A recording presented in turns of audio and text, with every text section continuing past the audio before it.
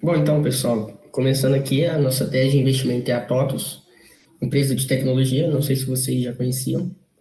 Ela trabalha principalmente no mercado de ERPs, que a tradução é Enterprise Resource Planning, que são basicamente sistemas que eles oferecem às empresas com o intuito de melhorar, né, a gestão, integrando operações, informações e etc. Lembrando que eu comentei com o Raul, o Luciano saiu, então os participantes são só eu e o Rafael. Bom, então, com o objetivo de consolidar nossa tese, eu vou começar comentando sobre a história dela. Ela foi fundada há bastante tempo, em 1983. Primeiramente era a Microsiga. Em 2005, a Microsiga se uniu à Logo Center, o que ampliou o portfólio deles de atuação e deu origem à TOTUS. E logo no ano seguinte, eles tiveram o seu IPO. Comentando sobre as fusões, aquisições e parcerias. Isso é uma parte muito legal dessa empresa, porque eles têm um crescimento inorgânico muito relevante.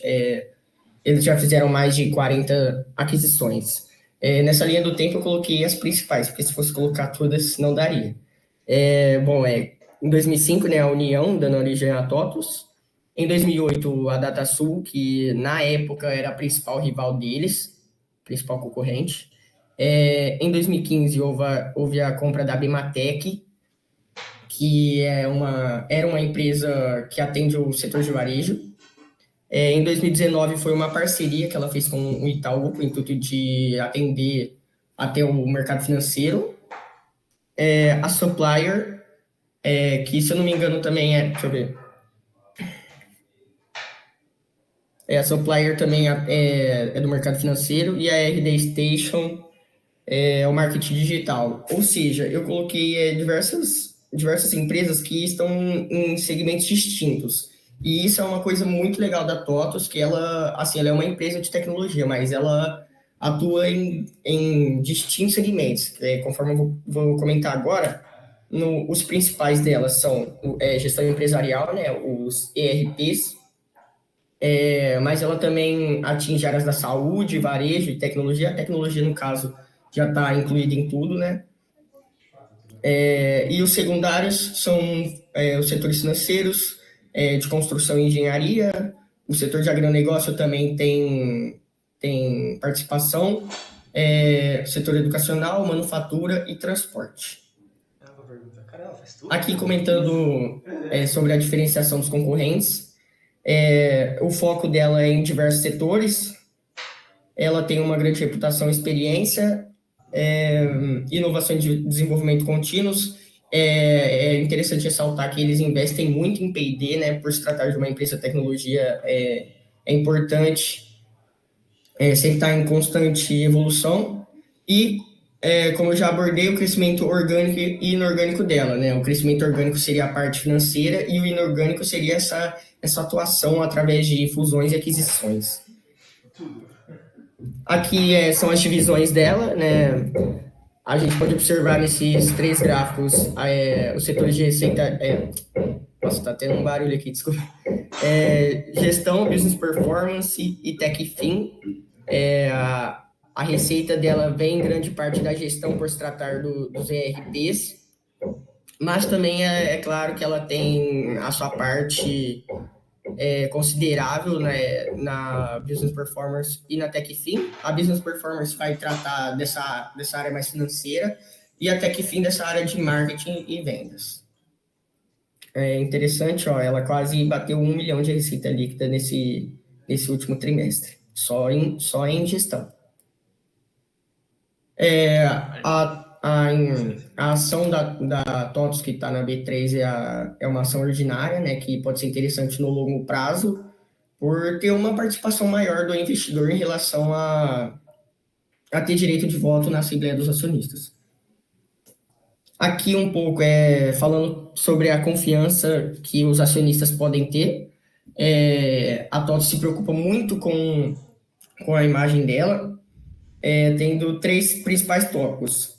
A cultura de integridade, que estimula o engajamento constante dos funcionários. o código de ética e conduta, que é claro que todas as empresas têm, mas só estou ressaltando. A TOTS tem suas regras a ser seguidas, acredita no engajamento, mas também se importa com essa área mais burocrática. E a gestão de riscos e controles interno é a avaliação dos riscos, e aí eles, por exemplo, tem um problema, eles vão reportar ao conselho de administração e ao comitê de editoria. Importante ressaltar que também o Raul chegou até a comentar sobre as auditorias externas na aula de fundo de investimento. Eles fazem auditoria externa com o intuito de ter maior transparência aos acionistas, maior confiança nos dados contábeis, etc. Comentando agora sobre a concorrência, a principal concorrência deles é com a SAP, uma empresa internacional. Ela é da Alemanha e ela atende desde pequenas até grandes empresas. Mas como a gente vai ver adiante, a principal disputa dela com a TOTUS, ela domina nas maiores empresas e a TOTUS domina nas médias e pequenas empresas. E é uma disputa muito acirrada. Comentando sobre os ganhos competitivos que a TOTUS pode ter, é esse fato dela ser uma empresa brasileira e ter uma particularidade, conhecer melhor o cliente brasileiro, né? Com a SAP, é uma empresa internacional, a TOTUS tenta ganhar nessa parte. Ela vai ter soluções acessíveis, né, de menor custo, tem o conhecimento do mercado brasileiro, foi fundada aqui, é brasileira, tem uma proximidade e um suporte local, né, que vai facilitar a pessoa que contratar os sistemas da TOTUS, ela vai ser mais dinâmico, né, etc. E acho que é isso. Aqui a gente tem o gráfico, né? Coloquei o gráfico sobre o mercado de ERPs, que é o principal, e a gente pode observar essa concorrência muito forte. Ambas, não sei se dá para ver muito bem, ambas estão empatadas com 34%. E aqui a SAP está presente em mais de 70% das 500 maiores empresas nacionais, como eu comentei. A SAP domina nas maiores empresas, mas a TOTUS já lidera em pequenas e médias. Aqui, sobre os gráficos de ERPs, né, de sistemas de gestão, eu coloquei os gráficos assim interessantes, né? Como folha de pagamento, recursos humanos, materiais, compras, ativo fixo e patrimônio e contabilidade. Assim, a TOTUS, ela tem, nesse mercado específico de ERPs, ela tem assim, uma certa vantagem ou um empate. Aqui, ó, 29, 29, 26, 25, 31, 27, 25, 15, 35 e 14. Também é interessante ressaltar que eles também têm uma terceira concorrência muito forte também, que é a Oracle. Eu não coloquei de slide, mas ela também é bastante relevante e é uma empresa internacional também, não é brasileira. Aqui é mais a parte que o Rafael vai apresentar sobre análise macro e financeira. Indo agora para a análise macro, o que a gente percebeu principalmente foi que no período da pandemia, antes da pandemia, muita gente tinha medo sobre tecnologia. Muitos idosos tinham medo de internet banking, muitos professores não gostavam de passar slides, não gostavam de colocar conteúdos na internet e esse tipo de coisa. Quando a pandemia chegou, todo mundo perdeu esse medo e a tecnologia se tornou algo muito mais diário para todos, entendeu? Então, a gente percebeu que isso está acontecendo nos dias de hoje, mas com a IA, a inteligência artificial. Assim que as pessoas perderem o medo de tipo, as máquinas vão dominar o mundo, a inteligência artificial mentiu para alguém, algo do tipo, o mercado de ERP tem muito a ganhar com isso. Tanto por conta de facilitar a programação de maquininha de cartão, tanto por conta de sistemas de RH mais velozes e mais fáceis de entender e menos programadores precisarem fazer esse projeto, aumenta cada vez mais o lucro dela e todos não só a empresa, têm a ganhar com o aumento da IA no mundo, né? Pode passar? Pode. Seria interessante aqui, ó, destacar esse dado, assim, antes de passar, esse dado do período pós-pandemia, que, assim, a pandemia, ela, na minha visão, ela acelerou o uso cada vez mais intensivo de tecnologia. Aqui, ó, 85% das empresas ampliaram investimentos em tecnologia, 75% das organizações incluíram TI nas discussões estratégicas. Ou seja, a tendência cada vez mais é as empresas utilizarem sistemas que envolvem essa digitalização, o que abre grande espaço para todos.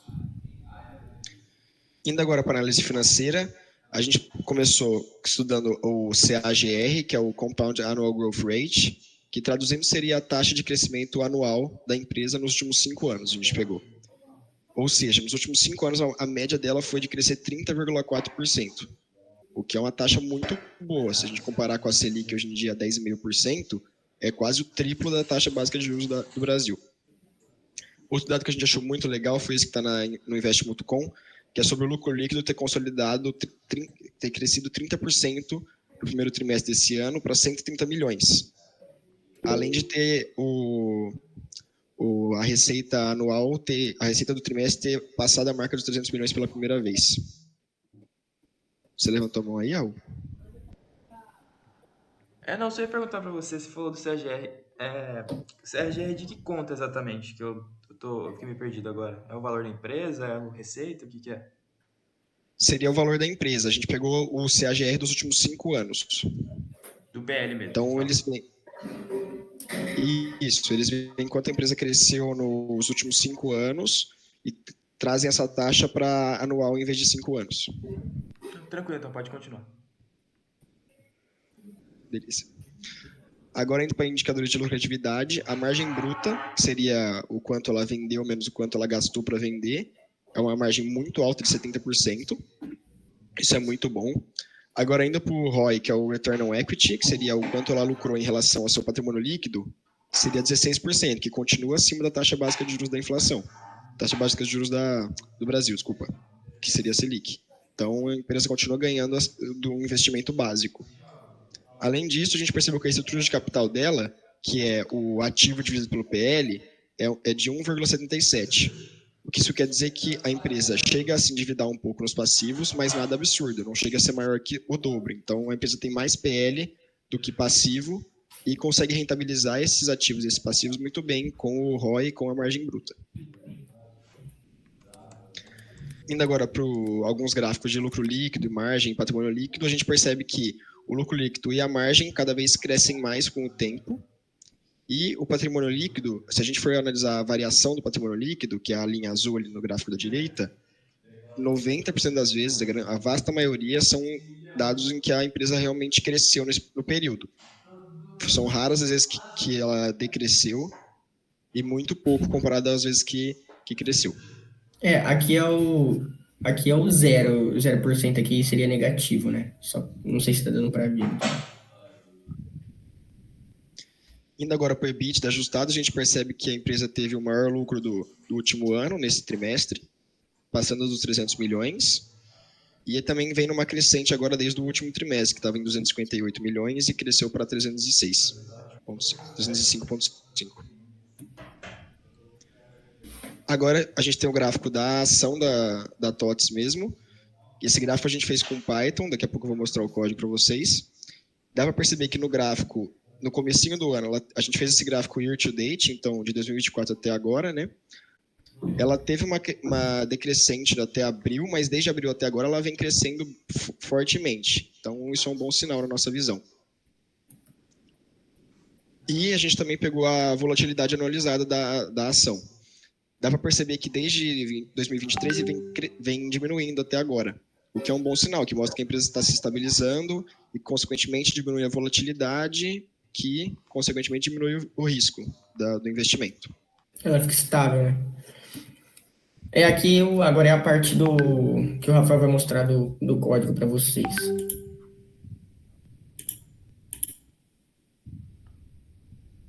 Deixa eu colocar aqui o VS Code na tela.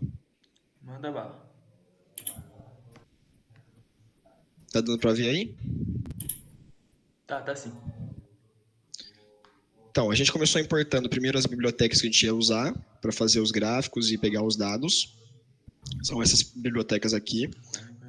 Aí a gente começou puxando os dados da empresa E aí, com esses dados da empresa, que são dados de abertura, valor máximo, valor mínimo, fechamento, a gente conseguiu a média móvel, o retorno em porcentagem dos dados, e aí a gente pegou os retornos logaritmados para a gente conseguir calcular a volatilidade usando desvio padrão, que foi ensinado na aula de estatística, para ter uma noção do risco do investimento.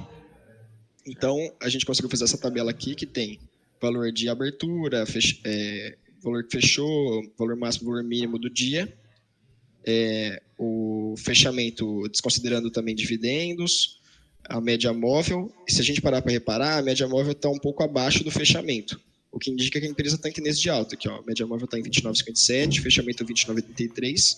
Isso quer dizer que a empresa está numa crescente em relação aos últimos períodos. Aqui tem o gráfico da ação lá que a gente colocou no slide, que foi feito usando a biblioteca PyPlot. Perfeito. E o gráfico da volatilidade anualizada, que também está lá nos slides. Agora eu vou trocar para uma outra página, rapidão.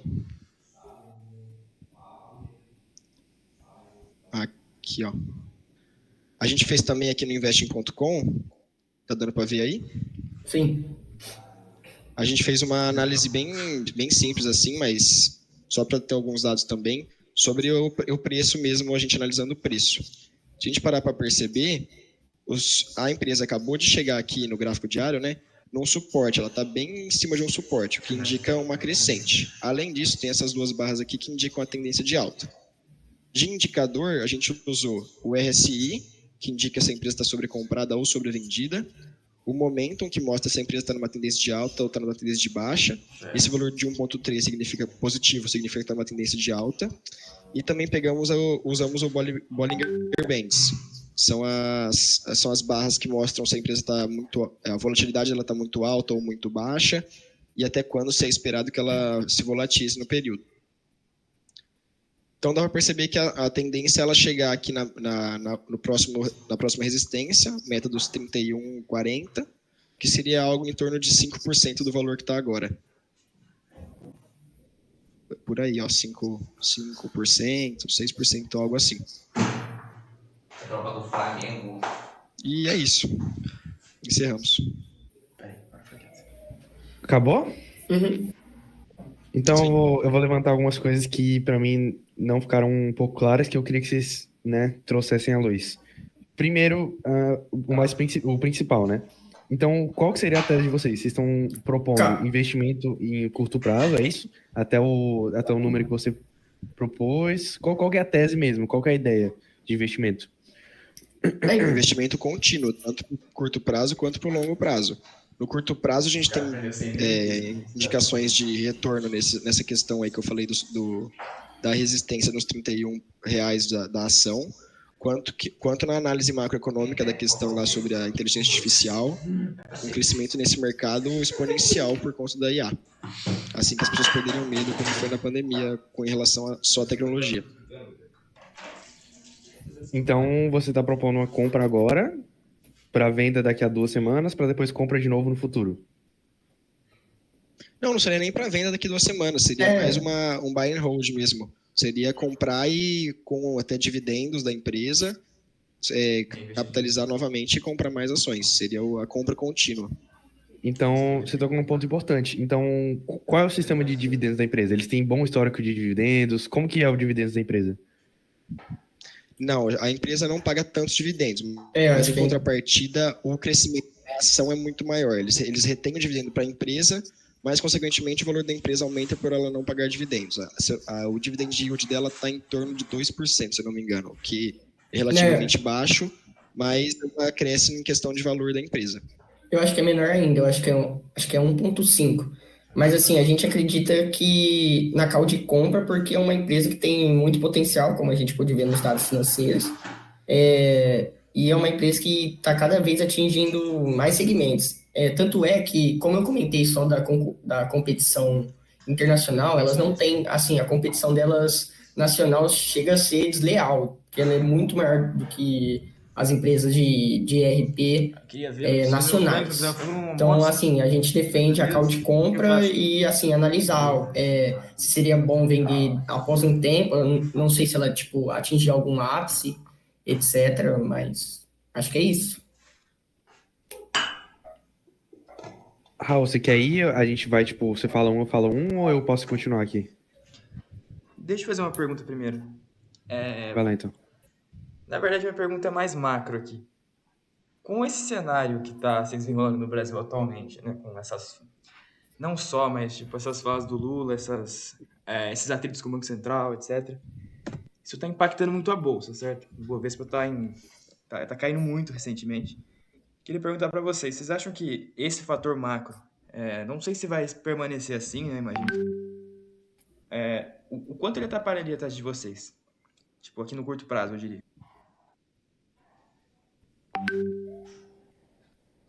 Você quer que eu fale, Eduardo? Não, pode falar, que assim. Fala aí. Como a gente percebeu, de abril para cá, ela vem numa tendência de alta. Então, dá para perceber que nas datas que tem mudança de taxa de Selic pelo Procon ou algo do tipo, isso chega a interferir muito pouco. A tendência continua a mesma de alta, não chega a mudar a tendência da empresa ou algo do tipo. Óbvio que interfere, sem dúvidas, mas não chega a interferir completamente a tendência da empresa, nem nada do tipo. A nossa visão é essa.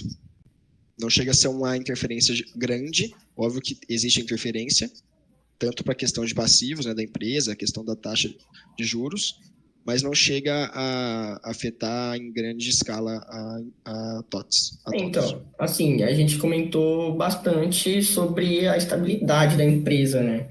Acho que isso fundamenta cada vez mais a nossa tese dessa questão de, assim, embora tenha esses atritos, assim, na política recentemente, a gente acredita, assim, que é possível ter um lucro nesse investimento. Então, a ideia é que ela vai crescer como se fosse... só dando um exemplo, tá? Vocês não comentaram dessa empresa, mas só para elucidar aqui. É como se fosse o Mercado Livre, então. Não se importando, entre aspas, tanto com o macro. Ela cresceria orgânico ou inorganicamente, nesse comentário muito difícil. Sim, das duas maneiras. Eu comentei do crescimento inorgânico só para ressaltar, tipo, a atividade dela, da TOTS, porque ele é uma empresa grande que está buscando, assim, sabe, assim, eu já falei muito, expansão para diversos segmentos, ela é uma empresa muito variada, Ela faz o que tudo, pode, né, pelo tipo, que eu vi. porque isso, tipo, ajuda, assim, o impacto de crises setoriais para ela é muito menor, porque ela não é dependente de um único setor, assim. E se parar para pensar também, lá naquele CAGR lá, que é a taxa de crescimento anual, mesmo com uma pandemia aí, como a gente pegou os dados dos últimos 5 anos, mesmo passando por uma pandemia, a taxa de crescimento da empresa foi de 30%, que é algo muito bom de qualquer jeito. Então, dá para perceber que o macro, óbvio que chega a interferir, mas não em grande escala o faturamento da empresa. Perfeito, obrigado pela resposta. Pode falar, cara. Pode completar. Só falar, inclusive, a gente acredita tanto nesse crescimento dela que, se você for pegar dados de cerca de, acho que 2018, assim, mais ou menos, ela, pelo que eu pesquisei, ela era bem atrás da SAP, né, da concorrente dela, e assim, ela conseguiu igualar e até passar em determinados segmentos. Então, garotos, vocês estão trazendo uma análise muito fundamentada em acontecimentos passados, né? No sentido de que vocês estão trazendo bastante dados da pandemia, que foi um evento de cauda, assim, que provavelmente não vai acontecer tão cedo, né? E estão trazendo alguns dados também de reuniões passadas do Copom. Eu discordo um pouco dessa mentalidade de que ela não é afetada pelas decisões do governo. Muito pelo contrário, eu acho que ela está muito ligada a risco idiosincrático. E por que eu acho isso? O que seria o risco idiosincrático primeiro, né? Seria o risco de mercado, o risco que não tem como você diversificar de uma ação. Toda ação, ela está ligada a esse risco. Então, como ela é uma empresa que está ligada a outras empresas, ela é dependente de outras empresas, porque se o mercado está indo mal, outras empresas vão diminuir gasto, e corte de gasto vai vir exatamente nela, né?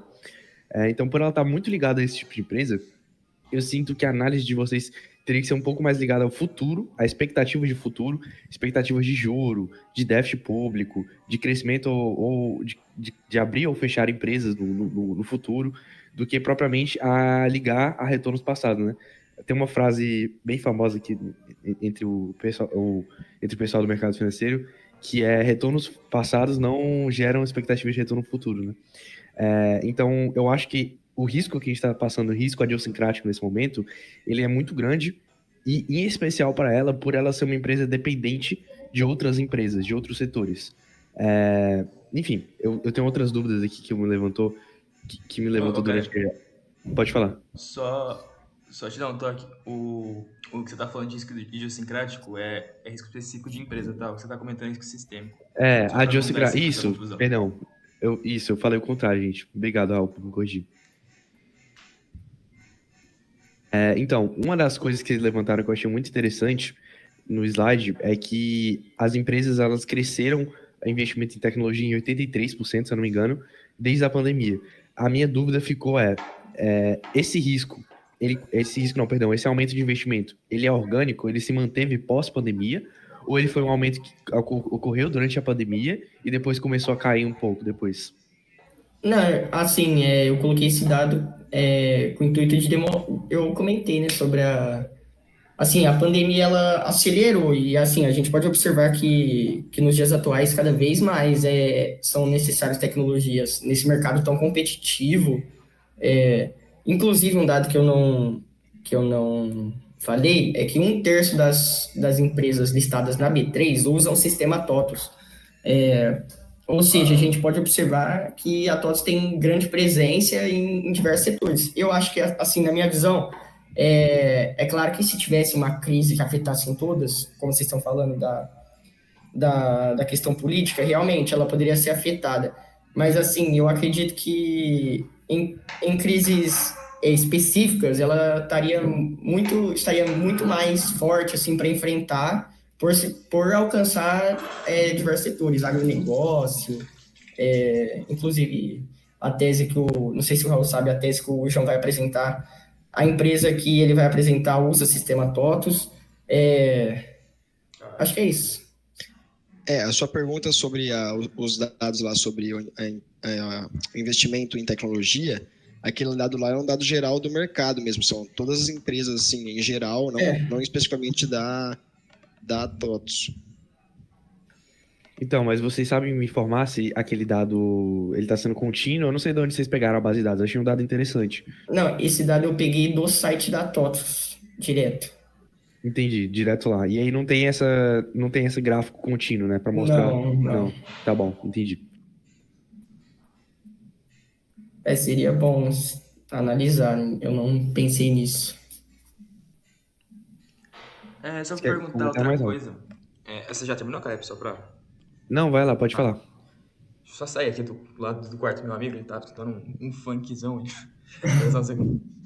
Enfim, só perguntando pra vocês. Vocês comentaram bastante da empresa, eu gostei bastante da argumentação, a gente tá aprendendo bastante com vocês aqui.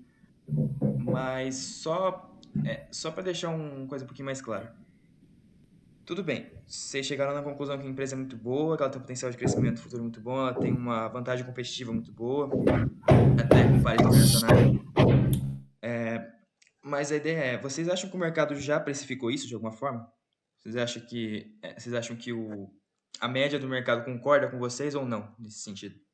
Porque a ideia aqui para uma tese no geral, assim, é vocês não saberem mais do que o mercado, mas anteciparem algum movimento, certo? Porque o mercado é feito de expectativas, certo? Então, só para saber o que vocês acham disso. Uhum. A gente pegou alguns indicadores no site Investidor 10, não sei se vocês já usaram esse site. Um dos dados que tem lá é o V sobre VP, que é o valor da ação pelo valor patrimonial da ação. Então, basicamente, o valor é o quanto a empresa deveria valer, dividido pelo número de ações, quanto deveria custar. O dado devia ser 1 em tese, porque está dividindo o valor da empresa pelo valor de ações, pelo preço das ações vezes o valor delas. Só que a gente pegou o dado lá, está em 3,17, ou seja, As pessoas estão pagando 3 vezes mais da ação do que o valor realmente real dela como patrimônio líquido, digamos assim. Pera aí, O por que quer dizer favor, que repete pra mim. Você tá falando que o PL dela é 3,7, é isso? Não o PL, o P sobre VP, o preço da ação dividido pelo valor patrimonial Ok. da ação. Deveria ser 1 em tese, porque você está dividindo o preço do negócio pelo quanto ele vale. Mas o valor dela está acima disso. Então, a expectativa na empresa é muito alta. Estão pagando 3 vezes mais do que a ação realmente vale em número. Mas tem que considerar a expectativa, lucros, etc. Então, isso mostra que o mercado está muito confiante em relação a isso. Em relação à empresa, claro. É só para Assim, comentar. então, Pode falar, por favor. Pode falar.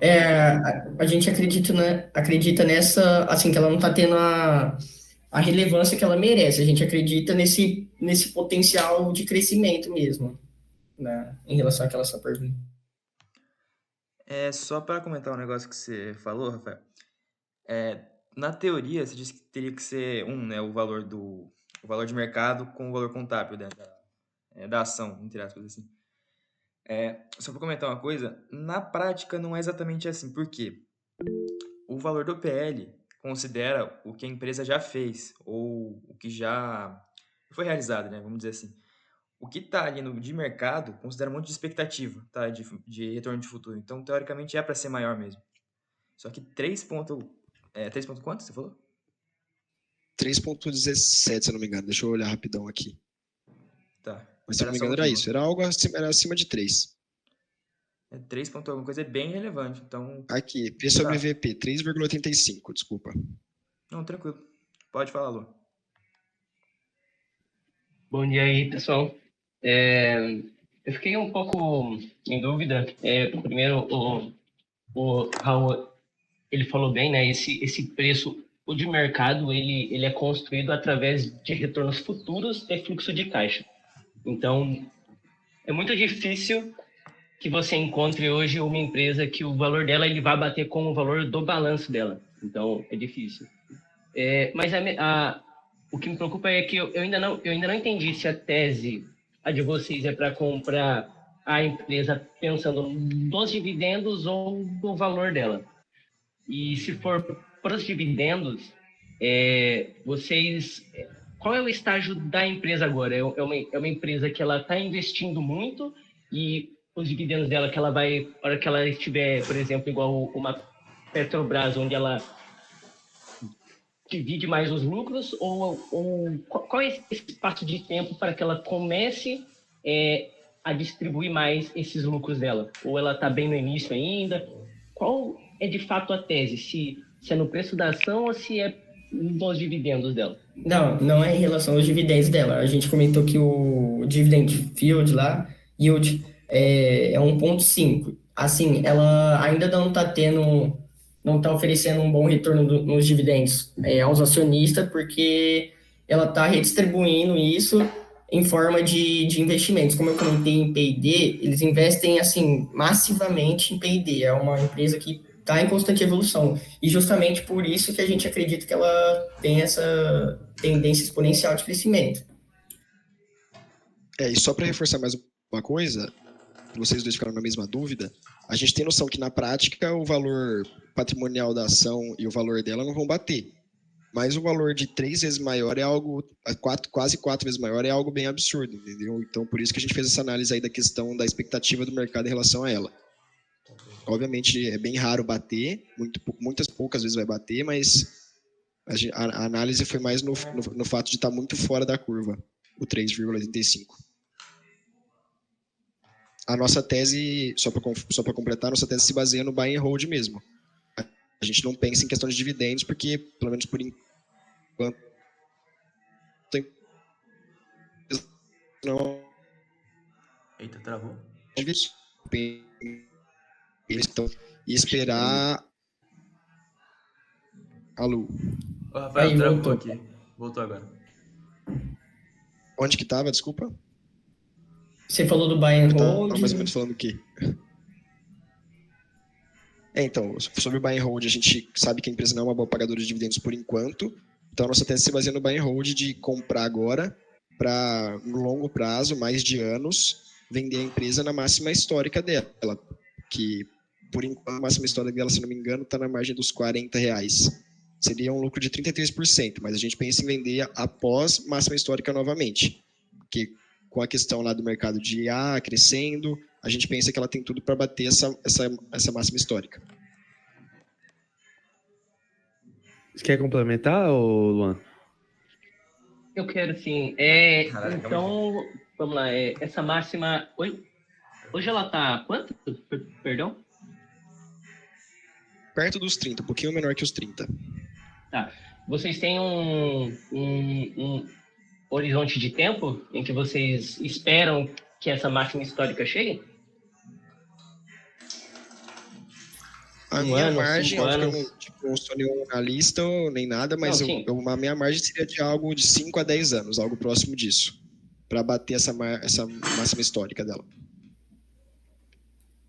Tá bom. Obrigado. Então, gente, uma coisa que eu acho que é importante comentar é que, assim, muitas vezes a gente sabe que uma empresa vai subir ou não. Mas tem uma questão, quando a gente está na Gacent, eu vou falar isso aqui em termos... Vamos falar pegando a análise de outras teses anteriores, né?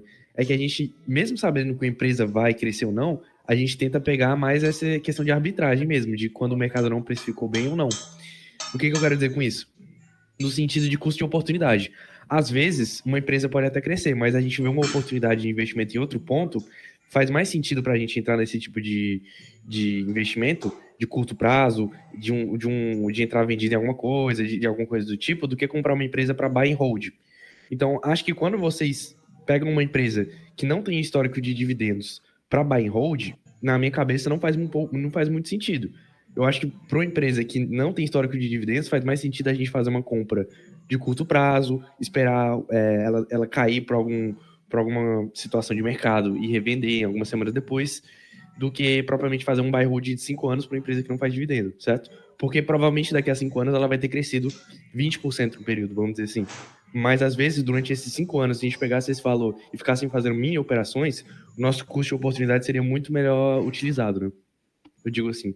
Mas enfim, eu ainda não estou querendo dar um parecer sobre a tese, tá? Ainda tem algumas 2, 3 coisas que eu queria entender um pouco melhor, né? Uma dessas, né, é que vocês comentaram muito sobre a margem dela ser boa, que ela tem uma margem de 67%. E eu, obviamente, não analisei a empresa, então eu pergunto aqui. Para mim, isso me parece uma margem ruim para uma empresa de setor de tecnologia, porque a ideia da margem bruta é que você está tirando só o custo do, que seria o CMV, né, o custo do material vendido. Para uma empresa de tecnologia, evidentemente, não seria isso, né? Mas para mim, a grande parte dos custos dela deveriam ser em P&D, que não entram nessa margem bruta. Então, ela ter 60 e poucos por cento de margem bruta, para mim, me causa uma estranheza, principalmente porque a Centauros, por exemplo, que é uma empresa que a gente está comprada agora no fundo, é uma varejista e ela tem mais ou menos a mesma margem bruta. E ela compra, revende, sofre com juros e esse tipo de coisa me deixou um pouco sem entender. E eu queria que vocês explicassem um pouco melhor sobre a margem dela, sobre os itens da margem dela, né? Quer comentar da margem bruta? Porque é mais sua parte. A margem bruta, quem pegou esse dado foi o Eduardo, mas a ideia seria que fosse a receita menos o lucro dividido pela receita, né? A gente tem noção de que a empresa vende principalmente solução para maquininha de cartão, sistemas de RH, coisas desse tipo. Então a gente percebe que o gasto dela basicamente é com programação e coisas do tipo. Por isso que a margem fica mais ou menos nesse meio aí de 70%. Assim, o intuito era mostrar que ela tem um modelo de negócio bem estabelecido, assim. Então, vocês estão falando que a Mas maioria dos custos tá nessa primeira etapa. Já está precificado nesse lucro bruto. Essa margem, né, bruta. Depois disso não teria tanto mais Desculpa, lucro. repete a pergunta. Tipo assim, então vocês estão falando que... desculpa a música de fundo, tá? Então vocês estão falando que esses custos principais da empresa já estão todos na margem bruta. Não tem tantos custos a mais depois disso. Ou eu tô enganado? Eu pelo menos penso assim, porque querendo ou não, como ela vende produtos de tecnologia, o principal custo dela vai ser com programação tanto de software, tanto de máquina de cartão, uma coisa do tipo. Não chega os custos além disso. Óbvio que tem impostos, etc., mas não é o que mais afeta a empresa. Perfeito, pode falar, Lu. Só para uma concordância, eu não sei se eu não conheço essa estrutura de fórmula e se dá o mesmo número ou não, mas a margem bruta eu acredito que ela seja o lucro bruto pela receita. Eu acho que você está descontando a receita do lucro e dividindo pela receita. Não sei se dá o mesmo número, mas às vezes acho importante dar um check. Porque talvez você esteja pegando o crescimento em vez da margem. Não, eu imaginei que fosse a receita menos o CMV dividido pela própria receita. Ah, tá. O CMV, perdão. É que eu acho que você falou a receita menos o lucro bruto, entendeu? Aí ok. Eu também ouvi. Então eu falei, não, aí ok. Então. A receita menos o CMV dividido pela receita. Ah, tá, ok. Então tá bom, então. Tem mais alguma pergunta, cara? Cara, pra falar a verdade, eu tenho sim. Mas eu não é querendo ser chato com vocês, tá? Porque eu acho que vocês já devem estar querendo me dar um tapa. Mas é porque eu acho que é importante conhecer bem a tese, né? Enfim, deixa eu dar uma olhada aqui que eu anotei aqui. Ah, pronto. Eu queria saber se a empresa ela tem alguma galinha dos ovos de ouro. Vocês comentaram que a área do R&M lá é a mais importante. Mas existe alguma parceria que é a mais relevante dentro dessa área para eles? Porque, assim, eu vou dar um exemplo. Eu sei que na área de saúde, em Minas, por exemplo, tem uma parceria muito importante do setor de Minas que o governo paga para a empresa para fazer toda a parte de saúde e é uma parte significante da receita deles. Eu vi uma entrevista do Kim falando sobre isso. Então, enfim, eu queria entender um pouco mais sobre galinhas de ovos de ouro. Se existe alguma empresa que a parceria é mais relevante para a receita total da empresa do que outras. Eu acho que, assim, não sei se compreende muito bem a pergunta, mas eu sei que a DataSul foi a principal aquisição deles, que foi ampliar esse mercado de ERPs mesmo. Eu quis dizer no sentido se eles têm alguma parceria que é relevante. Por exemplo, quando existe alguma parceria grande, sai alguma nota aos investidores, alguma coisa do tipo. Eu queria saber se no curto prazo, nesses últimos anos, ocorreu alguma parceria muito mais relevante que valeu a pena eles colocarem até uma nota específica em relação a isso, entendeu? Eu não sei sobre nota explicativa, mas eu lembro... desculpa, Eduardo, você quer falar primeiro? Não, pode continuar. Pelo que eu me lembro de pesquisar, quando eu estava pesquisando sobre a ação e sobre notícias da TOTUS, a principal parceria dos últimos anos, pelo que falavam, pelo menos, era aquela com o Itaú, para a questão de sistemas em relação ao financeiro. Então, eles formaram uma joint venture. Então. Esse setor relevante. Tem bastante potencial, né, nessa área do mercado financeiro, que antes a TOTUS não tinha, acho que antes de 2018 ela não estava nessa área. Tá certo, garotos. Obrigado. Bom, se ninguém tiver mais nenhuma dúvida, acho que vai finalizar por aqui, então. Mais alguém?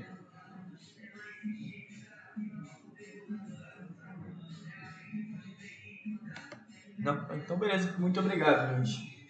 Boa tese de vocês. A gente vai falar os resultados amanhã, tá?